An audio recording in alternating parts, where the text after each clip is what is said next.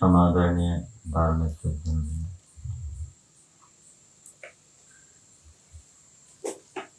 जो परमेश्वर द्युलोक में भी विद्यमान है, अंतरिक्ष लोक में भी विद्यमान है, पृथ्वी लोक में भी विद्यमान है। सभी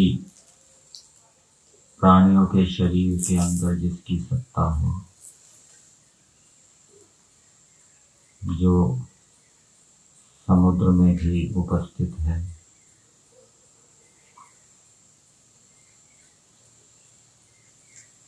ऐसा परमेश्वर अनेक प्रकार की शक्तियों से घिरा हुआ है। अर्थात परमेश्वर नाना अनेकविध शक्तियों से युक्त है और उस परमेश्वर को वेद में बताया गया है कि वो सैकड़ों हजारों लोक लोकांतरों का स्वामी है, सैकड़ों हजारों इंद्रियों का स्वामी है, पर्वत के समान अचल है। पर्वत का दृष्टांत दिया है परमेश्वर की अचलता को, तदेजति तन्मयजति।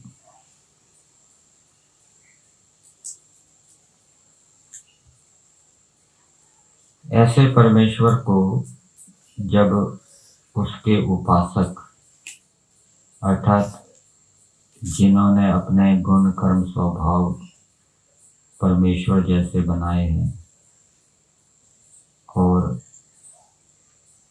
जिन्होंने मन वचन कर्म से परमेश्वर की आज्ञाओं का पालन किया है, ऐसे उपासकों को परमेश्वर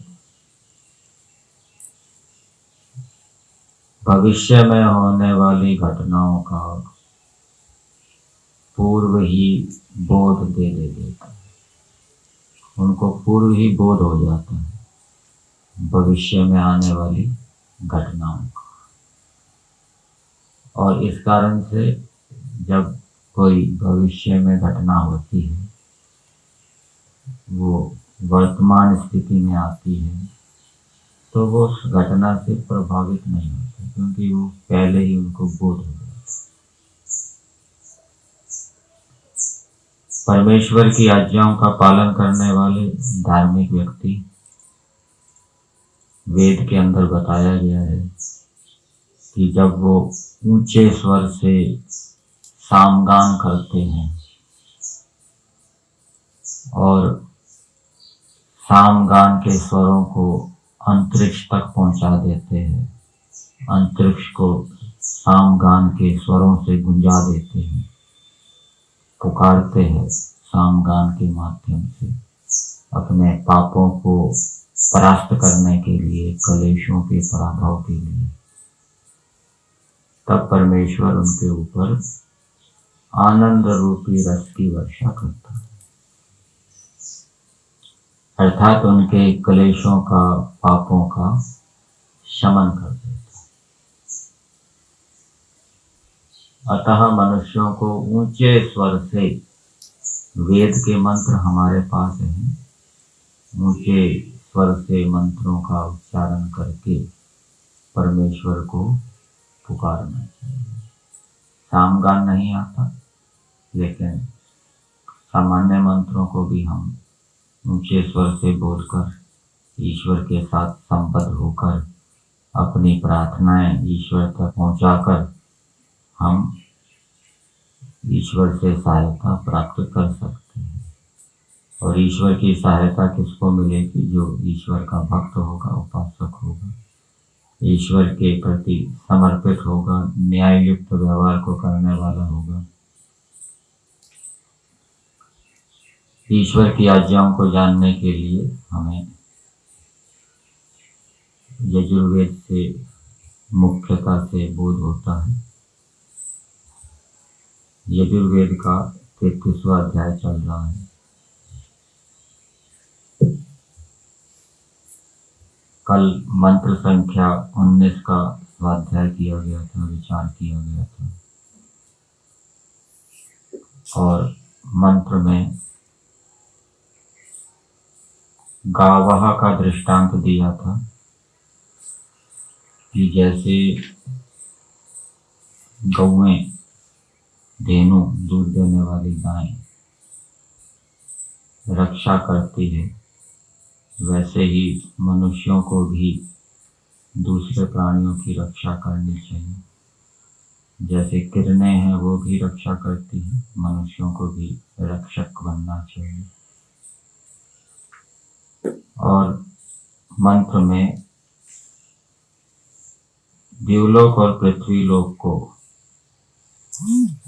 रप्सुदौ कहा था। ये द्युलोक और पृथ्वीलोक दोनों मिलकर रूप को देने वाले हैं। यदि केवल सूर्य हो, पृथ्वी ना हो और कोई दूसरा अप्रकाशित पदार्थ ना हो तो भी रूप के दर्शन नहीं हो सकते। रूप के दर्शन के लिए सूर्य भी होना चाहिए और दूसरा पृथ्वीस्थ पदार्थ भी होना चाहिए, और उस रूप को देखने के लिए नेत्र आदि इंद्रियां भी होनी चाहिए। ये जब तीन मिलते हैं तब रूप का दर्शन होता है। और रूप दोनों के होने पर भी उसकी सत्ता रहती है।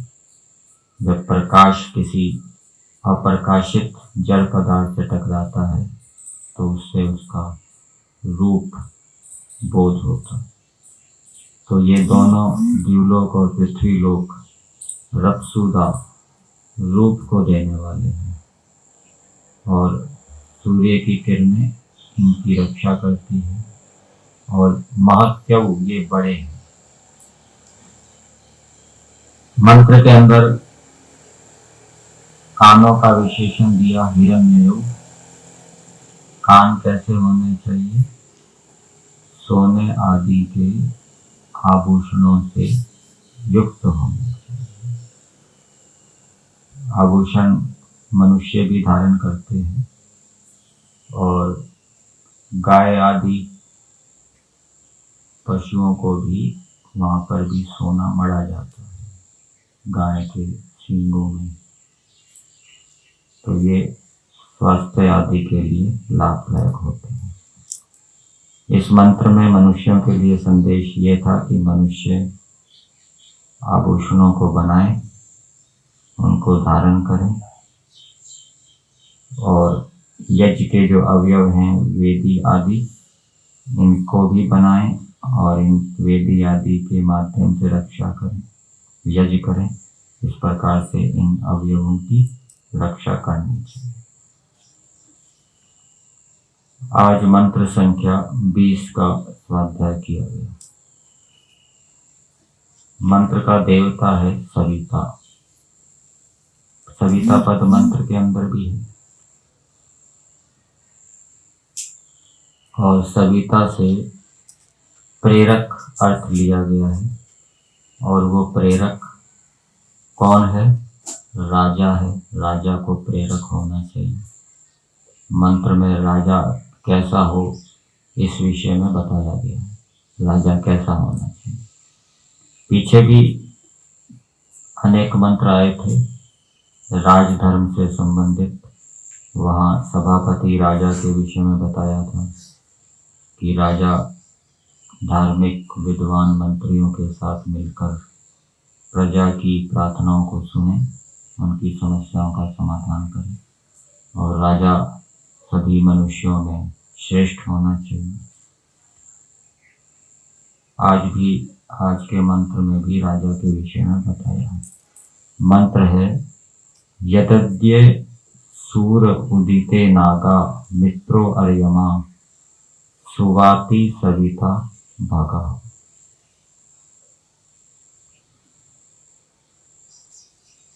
राजा कैसा हो, इस मंत्र के भावार्थ को पढ़ेंगे तो पता लगेगा। भावार्थ में दिया है, हे मनुष्यों, जैसे सूर्य के उदय होते अंधकार निवृत्त होके प्रकाश के होने में सब लोग आनंदित होते हैं। जब सूर्य का उदय होता है, अंधकार हट जाता है, प्रकाश आ जाता है, तो उससे सब प्राणी क्या है, आनंदित होते हैं। वो अपने भोजन आदि के लिए व्यवहारों को करने में समर्थ होते हैं। वैसे ही धर्मात्मा राजा के होते प्रजाओं में सब प्रकार से स्वस्थता होती है। तो राजा को धर्मात्मा होना चाहिए, ये मंत्र के अंदर बताया है। और जब राजा धर्मात्मा होता है तो सब प्रजाओं में सब प्रकार से स्वस्थता होती है, प्रजाएं स्वस्थ होती हैं। राजा धार्मिक होगा तो प्रजाएं भी धार्मिक होंगी, धर्मात्मा होगी। यथा राजा तथा प्रजा। श्री रामचंद्र जी धार्मिक थे तो उनका प्रभाव प्रजा के ऊपर भी था। तो ये महाजनागतः सपंथः, जिस मार्ग से महापुरुष जाते हैं वही सामान्य लोगों का मार्ग होता है। सामान्य लोग उसी का अनुसरण करते हैं। इसलिए राजा को धार्मिक होना चाहिए। अब मंत्र के पदों को पदार्थ के माध्यम से देखते हैं। मनुष्यों को संबोधित किया जा रहा है। हे मनुष्यों, यत जो अद्य आज सूर्य के उदय होने पर, सूर्य उदिते ये उसी प्रकार का प्रयोग है। रामे वनम गते, तो जब हिंदी करते हैं तो क्या बोलते हैं, राम के वन में जाने पर। सूर्य के लिए सूर्य शब्द भी होता है। तो जैसे जो आज सूर्य के उदय होते अर्थात प्रातः काल उदय होने पर अनागाह अधर्म के आचरण से रहित। अब ये राजा के विशेषण बताए जा रहे हैं। राजा कैसा हो, अनागाह हो, अधर्म के आचरण से रहित हो। अनागा का संस्कृत भाग में अर्थ दिया है अधर्म आचरण रहित, एक वचन में दिया है। ये अनागा भी एक वचन में लेना चाहिए। यद्यपि आपको ये बहुवचन में दिखेगा, ये एक वचन में लेना। ये राजा का विशेषण है। राजा कैसा हो, अधर्म के आचरण से रहित, मित्र सुहृत, सबका मित्र हो, सबका हितैषी हो, सबका सुख और उन्नति चाहने वाला हो, सबके प्रति कल्याण की भावना हो, ऐसा राजा होना चाहिए। सविता, राज्य के नियमों से प्रेरणा करने वाला, राज्य के नियमों से प्रेरणा करता है। जैसे सरकार के द्वारा कुछ प्रेरक बोर्ड वाक्य लगाए जाते हैं प्रजा को प्रेरित करने के लिए। परिवार नियोजन योजना चलाई गई तो लोगों को प्रेरित करने के लिए विज्ञापन निकाले गए सरकार के द्वारा, हम दो हमारे दो। इसी प्रकार से जो यातायात से संबंधित विभाग होता है वो भी सड़कों के ऊपर किनारे पर बोर्ड लगाए जाते हैं। अब मोड़ है, इस समय मोड़ में इतनी स्पीड होनी चाहिए। आगे स्पीड ब्रेकर है उसके लिए अलग चिन्ह होता है, आगे गांव है उसके लिए अलग चिन्ह होता है। ठीक है, तो ये राजा के द्वारा जो यात्रा करने वाले यात्री हैं उनको प्रेरित किया जाता है कि सावधान रहो, इतनी गति रखो। इसी प्रकार से मोबाइल आदि के विषय में भी सूचनाएं दी जाती है। आपका वो जो वैलिडिटी है वो समाप्त होने वाली है, इतने समय तक समाप्त हो जाएगी, तो पहले आप रिचार्ज कर लें समाप्त होने से पहले। तो ये प्रेरणा दी जाती है जो उपभोक्ता है उनको। तो राज्य के नियमों से प्रेरणा करने वाला जो राजा होता है अथवा उसके अधीनस्थ अधिकारी व्यक्ति होते हैं, वो अधिकारी व्यक्ति भी एक प्रकार से राजा होते हैं। अपने अपने विभाग के अंदर जो सर्वोच्च होते हैं वो निर्देश करते हुए इस प्रकार से विज्ञापन आदि निकालो, इस प्रकार से योजनाएं बनाओ, लोगों को प्रजाओं को जागृत करो।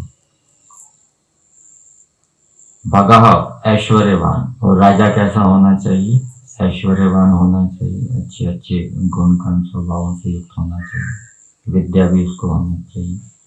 अर्यमा, और वो न्यायकारी होना चाहिए, अन्यायकारी नहीं होना चाहिए, पक्षपाती नहीं होना चाहिए, रागी द्वेषी नहीं होना चाहिए, पक्षपात रहित न्याय करने वाला होना चाहिए।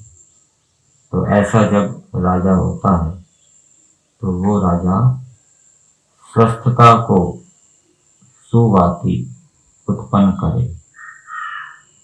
तो मनुष्यों को संबोधित करते हुए परमेश्वर के द्वारा मंत्र के माध्यम से कहा जा रहा है कि हे मनुष्यों, यदि ऐसा राजा होगा, ऐसा राजा बनाया जाता है, तो वो जो राजा है वो प्रजा की स्वस्थता को उत्पन्न करता है।